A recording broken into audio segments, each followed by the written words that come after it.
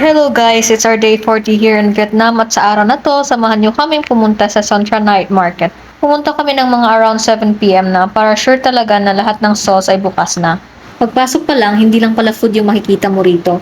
Ang dami ring stalls na nagbebenta ng damit, souvenirs, bags, keychains, accessories at mga laruan. Parang lahat na yata meron dito. Habang naglalakad kami, maya't maya akong napapahinto kasi may panibagong stall na naman na gusto kong tingnan.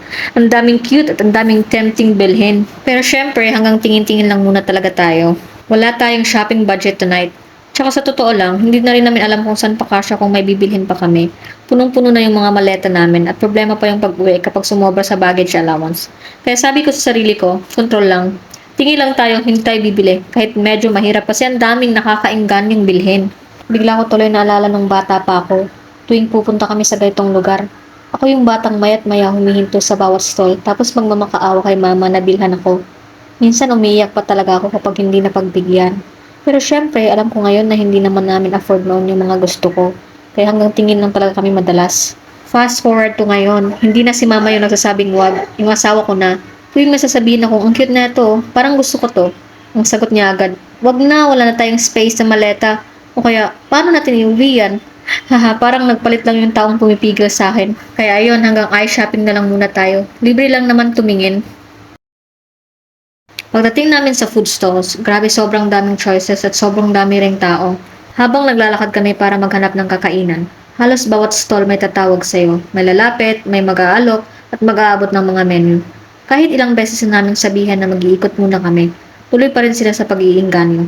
Nakaka-overwhelm talaga. Parang hindi ka makapag-isip ng maayos kung saan ka kakain.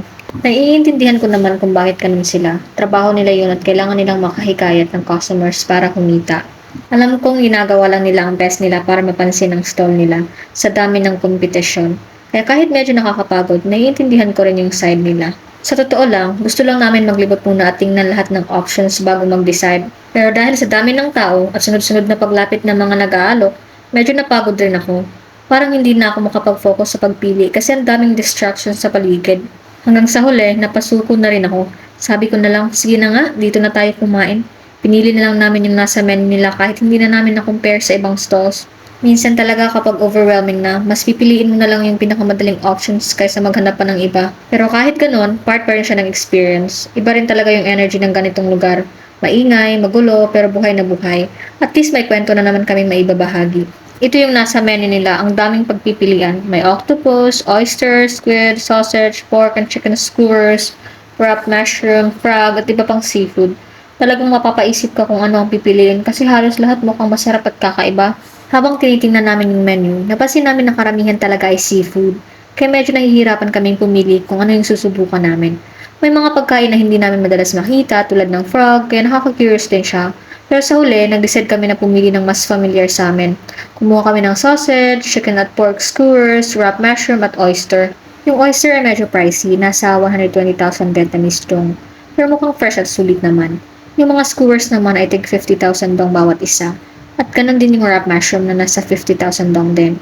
Para sa drinks, nag-order kami ng dragon fruit juice na 50,000 dong din na perfect pang palamig habang kumakain. Nakakatuwa rin kasi hindi lang siya typical na pagkain. May mga exotic options din na hindi basta-basta na makikita sa ibang lugar. Kaya habang tinitingnan namin yung menu, parang gusto naming tikman lahat kahit hindi kaya ng tiyan namin.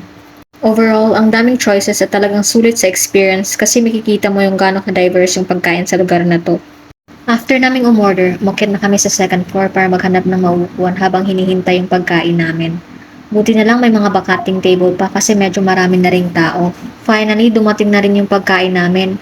Mukhang sulit na sulit yung mga in-order namin. Pagkalapag pa lang sa table, napansin agad ni baby yung food.